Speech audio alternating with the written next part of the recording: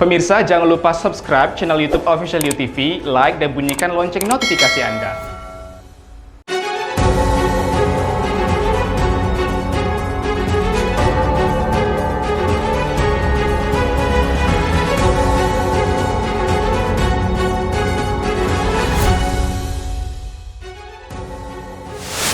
Kejaksaan Tinggi Jawa Barat meringkus buronan terpidana korupsi program rehabilitasi dan rekonstruksi pasca gempa tahun 2007 Lilik Karnaen di Provinsi Daerah Istimewa Yogyakarta. Sedikitnya 21 orang meninggal dunia akibat bencana banjir dan tanah longsor di Kerala, India. Publik dihebohkan dengan beredarnya informasi pengukuhan Sultan Riau Lingga di Pulau Penyengat, Tanjung Pinang, Kepulauan Riau.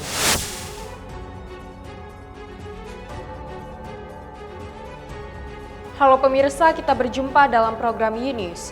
Program ini memberikan informasi bermakna kepada Anda mengenai sejumlah peristiwa menarik di tanah air. Bersama saya, Yoli Andini, inilah U-News lengkapnya. Penjambretan dua pemuda di Batam, Kepulauan Riau berakhir tragis. Korban penjambretan yang sempat melakukan perlawanan dan mengejar pelaku kehilangan kendali sehingga menabrak pohon, menyebabkan korban meninggal dunia.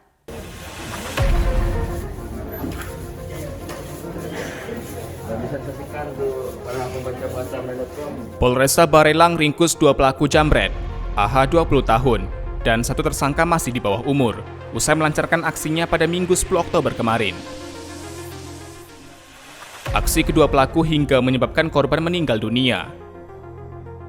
Kasat Reskrim Polresta Barelang, Kompol Reza Morandi Tarigan mengatakan, kedua pelaku penjambretan melancarkan aksinya dengan mengambil tas korban.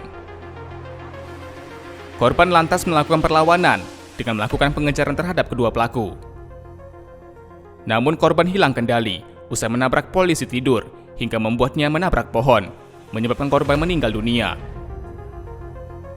Para pelaku berhasil merampas barang-barang milik korban, berupa handphone, KTP, kartu ATM, serta uang tunai senilai Rp250.000. Setelah berhasil didapatkan HP-nya dari tangan korban, kedua tersangka langsung menancap gas dengan tujuan meninggalkan korbannya. Tapi 3 orang korban ini tidak ingin HP-nya terampas dan ingin mengejar kedua tersangka dengan kecepatan tinggi. Setelah sampai di dekat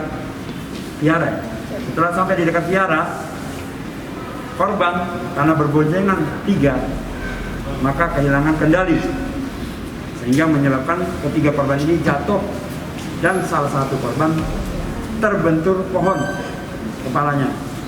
Polisi meringkus kedua pelaku di tempat berbeda. Satu di antaranya dihadiahkan timah panas karena berusaha untuk melarikan diri. Kepolisian juga menyita barang bukti berupa barang-barang milik korban jambret yang meninggal dunia. Atas perbuatannya, para pelaku dijerat dengan pasal 365 KUHP dengan ancaman hukuman pidana 12 tahun penjara. Dari Batam, Kepulauan Riau, Alamuddin, UTV mengabarkan.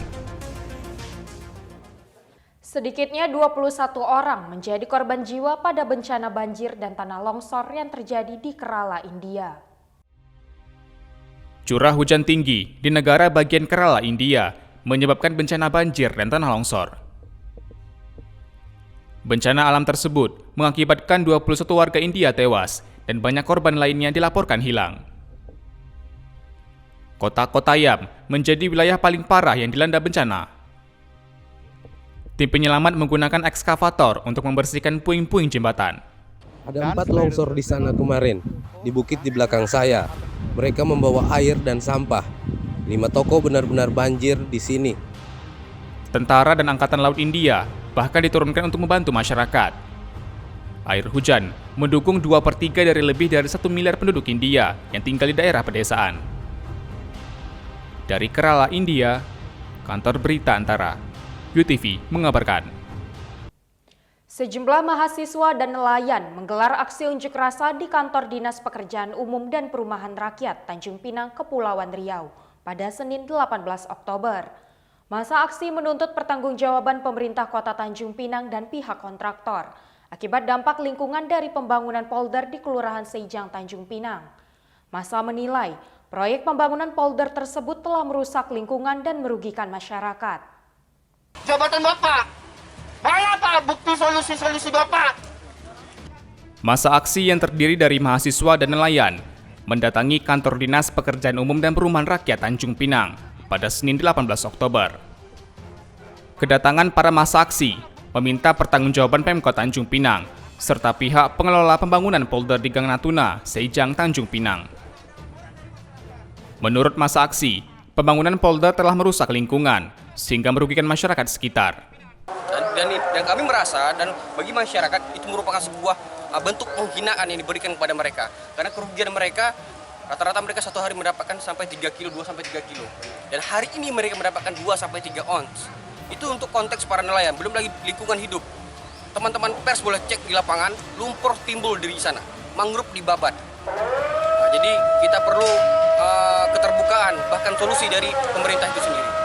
Ia menilai Kepala Dinas PUPR, Dinas Lingkungan Hidup, dan Lurah Tanjung Ayun Sakti tak becus dalam menjalankan tugas dan fungsinya, sehingga layak untuk dicopot dari jabatannya. Erik juga meminta agar Pemkot Tanjung Pinang dan pihak pengelola dapat memberikan kompensasi yang sebanding bagi para nelayan, juga memperbaiki kerusakan-kerusakan yang ada disebabkan dari pembangunan tersebut. Sementara itu, salah seorang koordinator nelayan di Seijang, Miswanto, mengatakan, sejak adanya pembangunan polder, penghasilan para nelayan mengalami penurunan drastis. Hasil tangkap kami 3-4 kilo, sekarang menjadi 1 on, 2 on. Kami sudah merasakan selama 4 bulan, 5 bulan ini. Sampai kapan kami harus begini? Kami minta solusi kepada pemerintah. Gimana cara mencari jalan keluar bagi kami nelayan pesisir. Kami minta berharap betul kepada pemerintah kota, hendaknya mengganti alat tangkap kami, sementara kami tidak bisa mencari di darat, kami bisa ke laut. Dari Tanjung Pinang, Kepulauan Riau, Muhammad Khairuddin, UTV mengabarkan. Sejumlah warga di Pulau Penyengat menolak pengukuhan Ketua Lembaga Kesultanan Riau Lingga di Pulau Penyengat Tanjung Pinang yang kemudian disebut pengukuhan Sultan Riau Lingga. Rencana penyelenggaraan pengukuhan Ketua Lembaga Kesultanan Riau Lingga yang kemudian disebut Sultan Riau Lingga di Pulau Penyengat Tanjung Pinang, Kepulauan Riau mendapat penolakan dari banyak pihak. Lembaga Adat Kesultanan Riau Lingga selaku penyelenggara memutuskan untuk menunda pengukuhan Sultan Riau Lingga yang diagendakan hari ini, Selasa 19 Oktober, meski undangan kepada beberapa pejabat tinggi telah tersebar. Saat awak media berusaha mengkonfirmasi hal tersebut, Ketua Harian Lembaga Adat Kesultanan Riau Lingga, Tengku Fahmi, terlihat enggan berkomentar. Berdasarkan data yang ulasan TV himpun, Lembaga Adat Kesultanan Riau Lingga dipimpin oleh seorang ketua yang kemudian disebut Sultan dalam penyebutannya. Boleh Pak, dijelasin sedikit aja soal silsilah itu keluarga gimana? Oh iya. Mendingan pendengar aja. Tak, tapi Bapak ketuanya kan? Saya masih, makanya itu mendingan pendengar. Mumpung di sini Pak, mumpung di sini. Kita nak balik. Sebentar aja, 5 menit. Allah. 5 menit lama tu.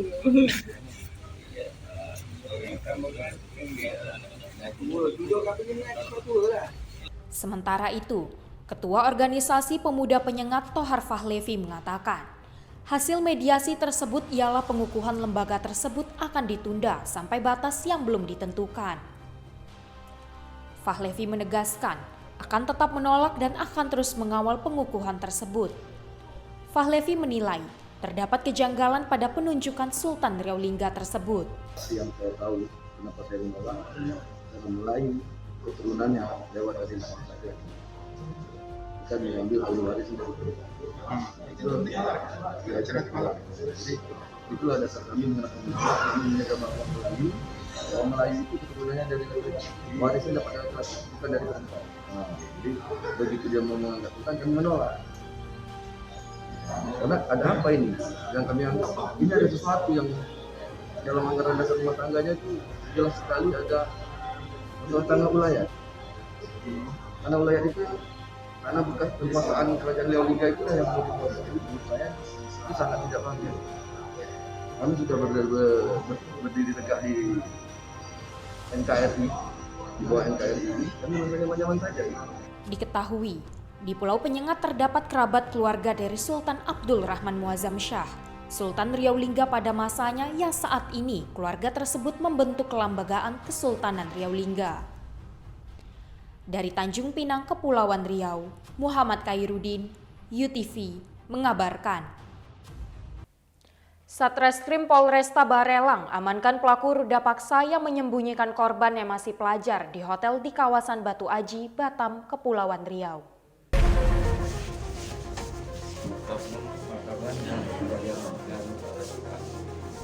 Seorang pelajar menjadi korban ruda paksa di Batam, Kepulauan Riau. Sementara pelaku ruda paksa tak lain adalah kekasih korban yang menyembunyikannya di salah satu kamar hotel di Batu Aji, Batam selama 2 hari. Dari keterangannya, pelaku yang berusia 28 tahun ini mengaku telah melakukan hubungan suami istri sebanyak 7 kali kepada korban. Aktivitas tersebut juga dilakukan di bawah paksaannya. Pelaku mengakui telah mengancam akan memukul korban jika korban melapor kepada orang tuanya. Kasat Reskrim Polresta Barelang, Kompol Reza Morandita Rigan menjelaskan, kasus ini bermula pada 1 Oktober lalu, saat korban berpamitan kepada kedua orang tuanya untuk belajar kelompok. Akan tetapi, korban tidak kunjung pulang dan tak bisa dihubungi selama 3 hari. Pada hari kepulangannya, orang tua korban lantas mempertanyakan alasan anaknya tidak kembali. Sehingga diketahui bahwa korban telah dibawa pergi oleh pasangannya yang berinisial K ke sebuah hotel. Korban jujur kepada pelapor bahwa korban diajak menginap oleh pacarnya, yaitu di salah satu penginapan di daerah Pelita. Selama 3 hari, korban tidak diizinkan pulang oleh tersangka karena diancam dan akan dipukul. Atas tindakannya, pelaku terpaksa mendekam di balik jeruji Polresta Barelang. Ia dijerat pasal 81 ayat 1 Undang-Undang Nomor 17 Tahun 2016 tentang perubahan kedua atas Undang-Undang Republik Indonesia Nomor 23 Tahun 2002 tentang perlindungan anak, dengan ancaman minimal 5 tahun dan maksimal 15 tahun penjara. Dari Batam, Kepulauan Riau, Alamuddin, UTV mengabarkan.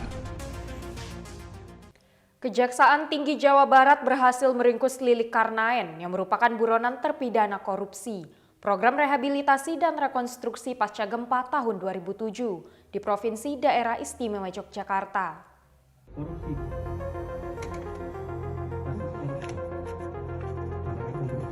Terpidana korupsi program rehabilitasi dan rekonstruksi pasca gempa tahun 2007 yang merupakan mantan dosen, Lilik Karnaen, menjadi buronan selama 8 tahun terakhir. Ia berhasil diringkus Kejati Jabar di sebuah hotel di Bandung, Jawa Barat. Penangkapan terpidana dibenarkan Kepala Seksi Penerangan Hukum Kejati Jawa Barat, Dodi Ghazali Emil. Ia mengatakan, terpidana buron sejak 2013 itu dibekuk pada Selasa pukul 5.30 WIB di sebuah hotel di Kota Bandung. Lilik diduga melakukan pemotongan terhadap dana bantuan program rehabilitasi dan rekonstruksi pasca gempa tahun 2007 hingga menimbulkan kerugian negara Rp911.250.000. Menurut Dodi, Lilik telah menjadi terpidana setelah perkaranya diputuskan oleh Mahkamah Agung pada tahun 2013 melalui putusan nomor 188K/Pitsus/2013. Putusan itu menyatakan terpidana telah terbukti secara sah dan meyakinkan bersalah melakukan tindak pidana korupsi secara bersama-sama dan berlanjut. Terpidana bahkan telah divonis 4 tahun penjara dengan denda sebesar Rp200 juta subsidi 6 bulan kurungan. Dodi mengatakan, kini buronan 8 tahun itu akan diserahkan ke tim Kejati Yogyakarta untuk selanjutnya dilakukan eksekusi. Dari Bandung, Jawa Barat, Kantor Berita Antara, UTV mengabarkan. Direktorat Kepolisian Air dan Udara Polda Sulawesi Tenggara berhasil mengamankan 150 kg bahan peledak yang akan digunakan untuk pengeboman ikan milik nelayan di Konawe. Seorang nelayan di desa Soropia, Kecamatan Soropia, Konawe, Sulawesi Tenggara, berhasil diamankan oleh Direktorat Kepolisian Air dan Udara, Polda Sulawesi Tenggara. Nelayan berinisial SB diamankan karena berusaha melakukan illegal fishing di wilayah perairan Pulau Saponda dan perairan Buton Utara. Dari tersangka SB, kepolisian mengamankan 150 kg bahan peledak atau handak. Kasubdit Gakum Dit Polairut Polda Sultra, AKBP Ruli Indra Wijayanto mengatakan, bahan peledak yang mereka temukan dikemas dalam puluhan botol kaca dan belasan jerigen ukuran 5 dan 10 liter. Pelaku beserta barang bukti bahan peledak digelandang ke Mako Dit Polairut untuk dilakukan pemeriksaan lebih lanjut. Ada 28 jerigen yang terdiri dari jerigen ukuran 5 liter dan jerigen ukuran 10 liter yang siap digunakan untuk kegiatan pengeboman ikan. Dari kapal yang sudah kami dapatkan tersebut, kami lakukan pendalaman dan di salah satu rumah kami mendapatkan satu orang atas nama SB. Dan di dalam rumah tersebut kami temukan ada 26 botol siap pakai. Kemudian juga berbagai barang-barang yang digunakan untuk merakit bom ikan tersebut. Akibat perbuatannya, pelaku dijerat Undang-Undang Darurat Nomor 12 Tahun 1991 tentang bahan peledak dengan ancaman hukuman maksimal 20 tahun penjara. Dari Kendari, Sulawesi Tenggara, Kantor Berita Antara, UTV mengabarkan. Menteri Luar Negeri Republik Indonesia membahas 5 hal krusial bersama Menteri Luar Negeri Malaysia. Dari kelima topik pembahasan tersebut, kedua Menlu juga membicarakan isu perlindungan warga negara Indonesia yang berada di Malaysia. Menlu RI Retno Marsudi dan Menlu Malaysia Saifuddin Abdullah membahas 5 perihal krusial di antara kedua negara sahabat ini. Dalam pernyataan bersama tersebut, kelima hal yang dibahas meliputi kolaborasi dalam penanganan pandemi COVID-19, juga pemulihan ekonomi pasca pandemi.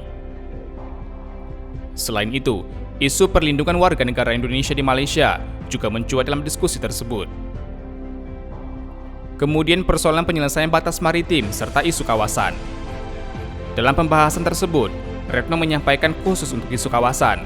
Keduanya mendiskusikan masalah pergolakan di Myanmar, pengungsi Rohingya, serta ketegangan di Indo-Pasifik. Terkait dengan dinamika di kawasan Indo-Pasifik, khususnya meningkatnya rivalitas kekuatan di kawasan, kita berdua sepakat bahwa upaya menjaga kawasan yang damai dan stabil harus terus dilakukan. Kita berdua tidak menghendaki dinamika saat ini mengakibatkan tensi, arms race, dan juga power projection. Situasi ini tentunya tidak akan menguntungkan siapapun. Selain itu, Menteri Luar Negeri Malaysia, Saifuddin Abdullah, menyoroti masalah kerjasama Australia, Inggris, dan Amerika Serikat dengan kapal selam tenaga nuklirnya. Negara tersebut cuba menyatakan bahawa ini adalah kapal selam yang berkuasa nuklear tetapi tidak bersenjata nuklear. Namun kami berdua dan kedua-dua kerajaan telah menyatakan kerisauan dan kegusaran. Dari Jakarta, Kantor Berita Antara, UTV mengabarkan. Terima kasih telah menyaksikan informasi yang kami sajikan. Tetap saksikan News selanjutnya. Salam sehat, sampai jumpa.